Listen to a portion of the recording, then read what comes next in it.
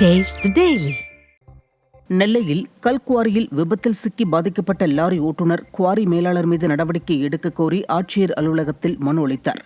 அரியக்குளத்தை சேர்ந்த ஆனந்தராஜன் என்பவர் கல்குவாரியில் லோடு ஏற்ற சென்றுள்ளார். அப்போது கல் உடைக்கும் வாகனம் காலில் மோதியதில் ஆனந்தராஜன் படுகாயமடைந்தார். இதுகுறித்து வெளியில் சொல்லக்கூடாது என குவாரி மேலாளர் சாமுவேல் கொலை மிரட்டல் விடுத்ததாக ஓட்டுநர் புகார் அளித்தார். மதியம் 1 மணிக்கு எம்சண்ட் போட நம்ம அடைமிதிப்பாங்களாம் என்ற ஊருக்கு போனேன். அங்கே லாரியில் அங்கே போன இடத்துல எப்பல் என்ற ஒரு வண்டி என்னைய காலில் இடித்து காலை உடச்சி விட்டாங்க. உடச்ச உடனே ஃபஸ்ட் எய்டு பண்ணி விட்டுட்டு அதுக்கப்புறம் எந்த நடவடிக்கையும் எடுக்கவில்லை. இப்போ 1.5 மாதம் ஆச்சு. எதுவுமே இப்போ எனக்கு தரவும் இல்லை, ஒன்றும் இல்லை. அது போக நடவடிக்கை எடுக்கவில்லை. அது போன மாதம் இங்கே வந்து மனு கொடுத்தோம். அந்த மனுவுக்கும் எதுவுமே இன்னும் எங்களுக்கு நடவடிக்கை எடுக்க தரல. அது நடவடிக்கை எடுக்கணும்.